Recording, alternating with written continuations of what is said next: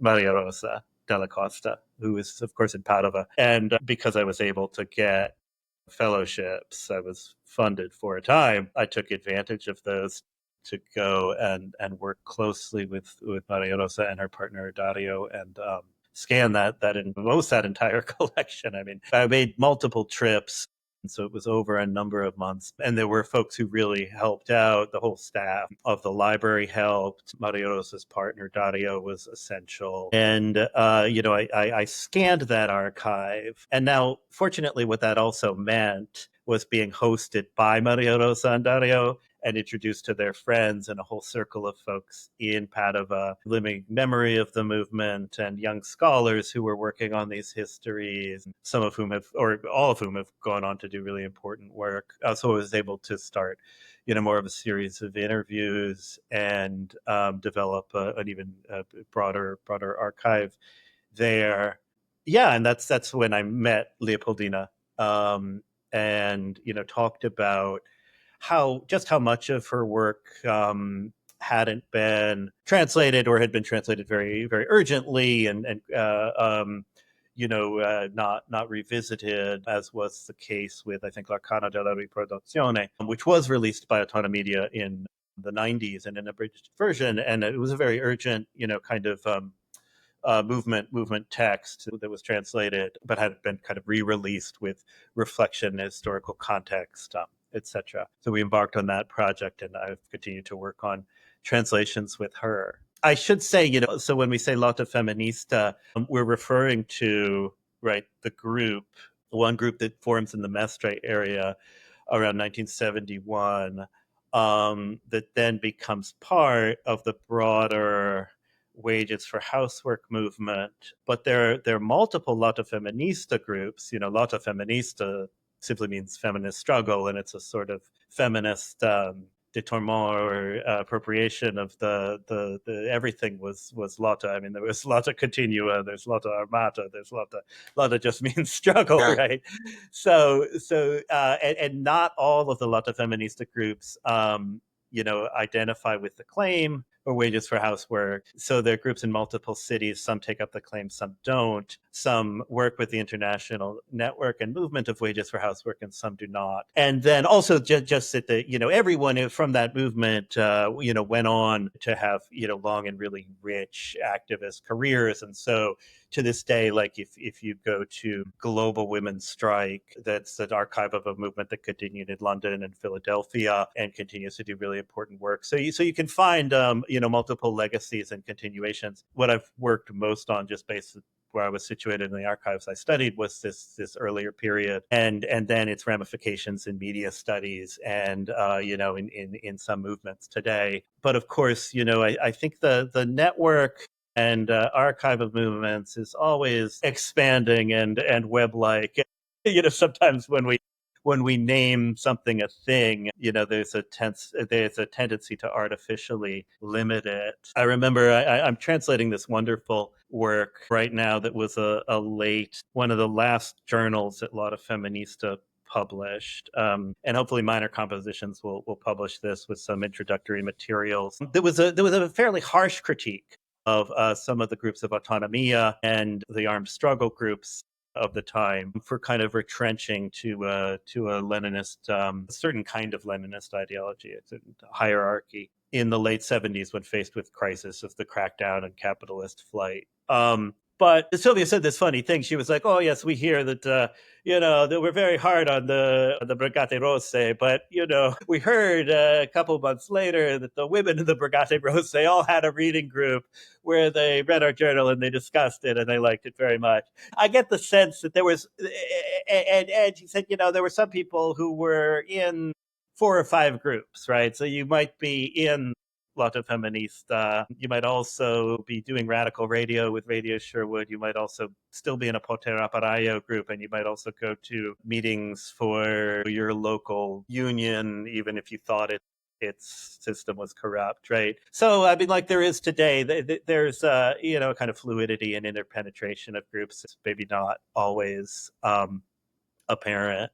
And the critiques, there's a intensive culture of critique. I think they often are quite protective of the comrades when when the going gets really rough, like when they're all in prison and everyone does prison support. For example, Fortunati can be quite critical of Negri, but then she exchanges postcards with him in jail and works and is doing prison support. Sylvia, same way. She's running an international co-running an international network of support for folks who are imprisoned through Kari with her partner George and many other intellectuals, public intellectuals. But I think, there's an intensive culture of critique that can be quite fascinating to explore. It's certainly a contentious left, as as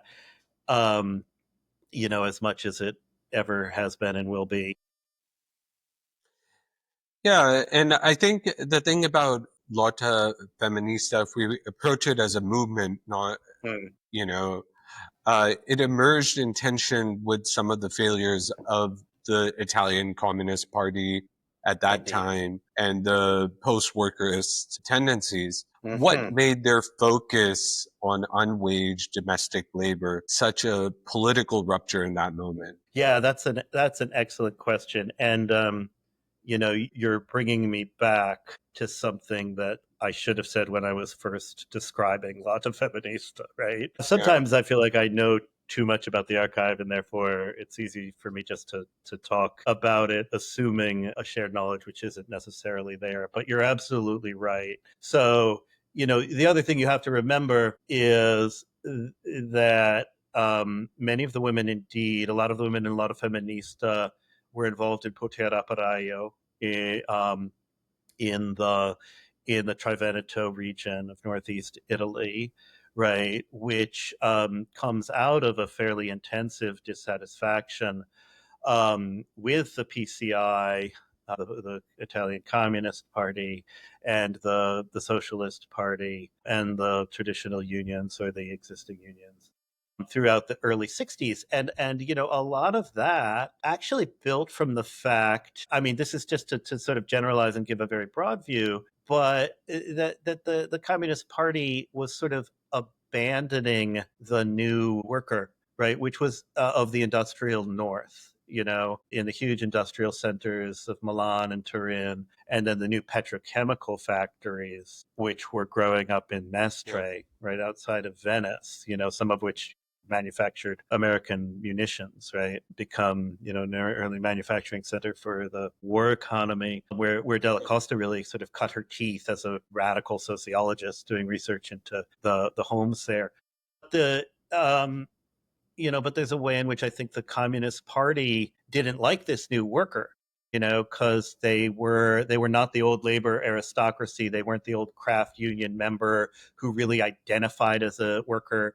They were displaced Southerners, often highly racialized within the Italian context. They were often immigrant workers from Algiers, Tunisia, Turkey. They weren't there was both a kind of racism against them, which was attended by this idea that they were not proud to be workers, not the old, like, obedient industrial worker, contracts, be loyal to a party hierarchy, be loyal to a union hierarchy, that they indeed wanted too much.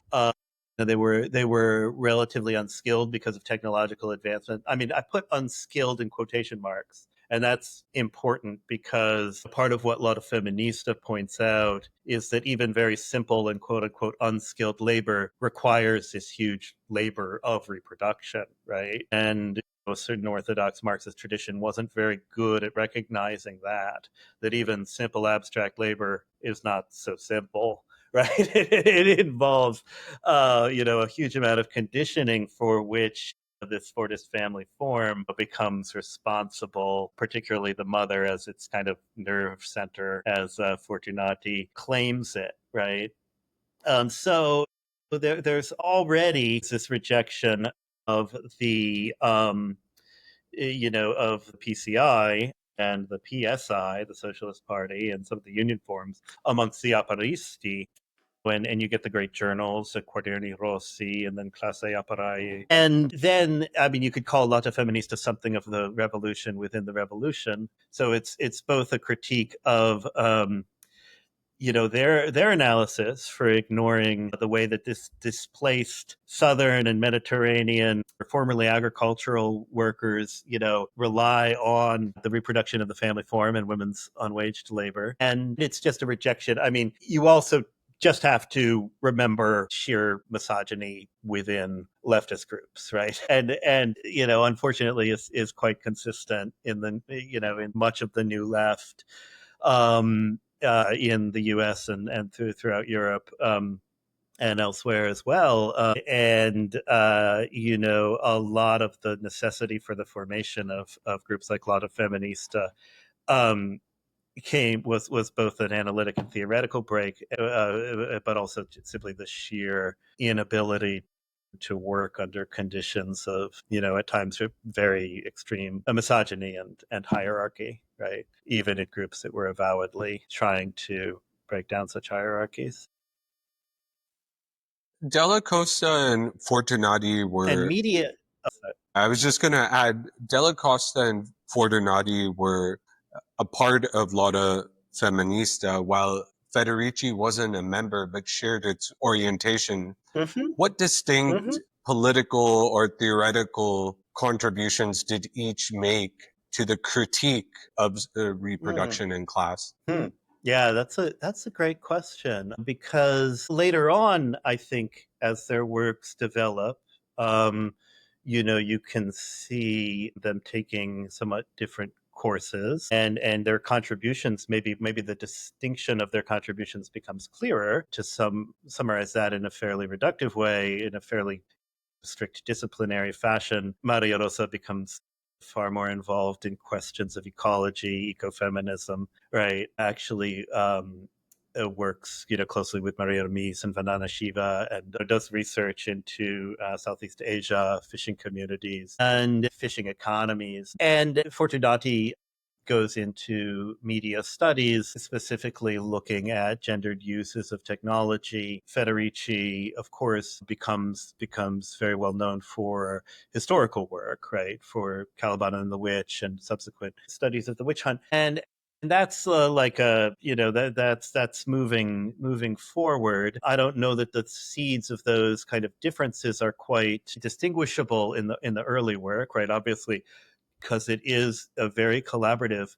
Obviously they do bring, different skill sets, and they're also slightly different ages, right? Fortunati is sort of a generation young, or not, almost a generation younger than Maria Rosa, was one of Maria Rosa's students. Maria Rosa was one of the first women to teach in the political science department of the University of Padua, and to engage in a really radical, sort of sociological practice that actually studied the conditions of domestic work.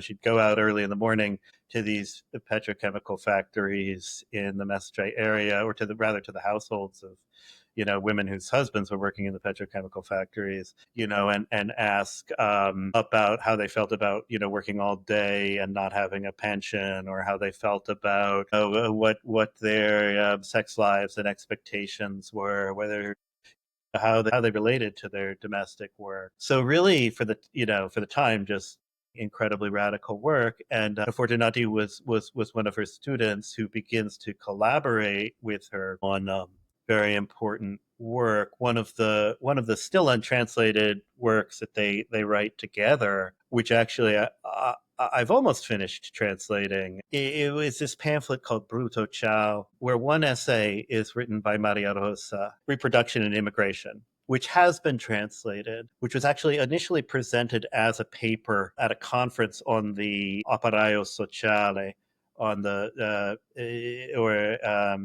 the social worker is actually a terrible translation of it, because it sounds like a social worker, right? Which is not what it means. It should probably stay in the Italian, but she wrote this essay about reproductive labor and immigrant workforces, right? that was really crucial for its time that's presented here. And then it's combined with Fortunati's essay um, about a history of women's refusal in the post-war era and how to kind of read that in an archive that renders it invisible. So it's one of these fabulous, it's kind of a proto critical fabulation, right? The way you would think of that as a very popular term in contemporary history writing, where analyzing something political and proto or political phenomena of resistance and refusal, of the family form, of compulsory motherhood, of unwaged domestic labor, but, an era before it would have been clearly articulated as such in a, through an organizational form or even through a discursive form, right? And she looks at all these great pamphlets, these early pamphlets of when they're trying to reinforce discipline after the war on the union members, which basically make this argument quite clearly that the male worker, must submit to the justified brutality of the boss on the assembly line, but he gets his when he goes home, right? I mean, that the social relation is mirrored, and he becomes the boss of his own household.